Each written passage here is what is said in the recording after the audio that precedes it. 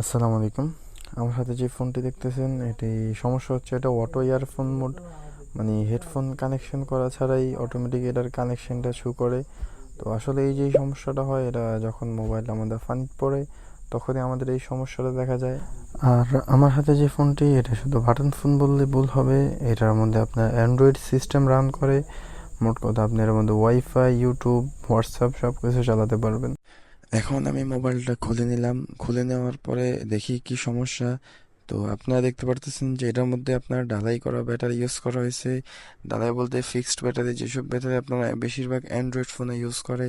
আপনার connector system, আসলে সময়ের সাথে সাথে আমাদের প্রযুক্তিটা দিন দিন আপডেট হচ্ছে, তাই দেখতে পারতেছি যে বাটন ফোনের সাথে আপনার অ্যান্ড্রয়েড সিস্টেম প্লাস অ্যান্ড্রয়েডের যে সেটিংগুলো বা সিস্টেমগুলো সবগুলাই। তো আপনারা দেখতে পারতেছেন যে এটা কিন্তু আপনার type c charging port use করা হয়েছে। শুধু টাইপ সি যে চার্জিং পোর্ট ইউজ করছে তা না, আপনার টাইপ সি চার্জিং পোর্টের সাথে আপনার হেডফোন কানেকশন। আমরা মানে সচরাচর দেখি যে আপনার যে ফ্ল্যাগশিপ লেভেলের যে ফোনগুলো, তো ওই ফোনগুলোতে আপনার টাইপ সি চার্জিং পিনের সাথে হেডফোন অ্যাটাচ করা থাকে, 3 mm হেডফোন জ্যাক থাকে না। তো আপনার বাটন ফোনটার মধ্যেও সেম একই ক্যাটাগরি।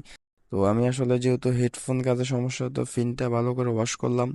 ওয়াশ করার পরে ফোনটা চালু দিলাম, চালু দিয়ে দেখবো যে আমাদের সমস্যাটা সমাধান হয়েছে কিনা। আর এটা যেহেতু অ্যান্ড্রয়েড সিস্টেম, একটু চালু হইতে সময় নেয়। তো আমরা একটু অপেক্ষা করি।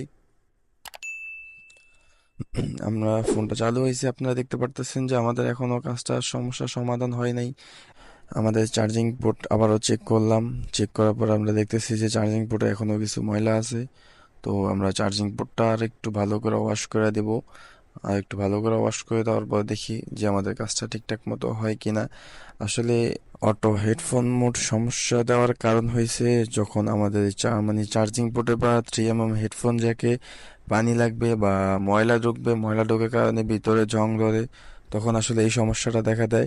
তো আমি আসলে ঠিকঠাক মতো ফিনটা আবার ওয়াশ করলাম। ওয়াশ করার পরে দেখতেছেন আলহামদুলিল্লাহ আমাদের হেডফোন যে অটো হেডফোন যে মোডটা, ওইটা রিমুভ হয়ে গেছে এবং আমাদের কাজটাও ঠিকঠাক মতো হয়েছে।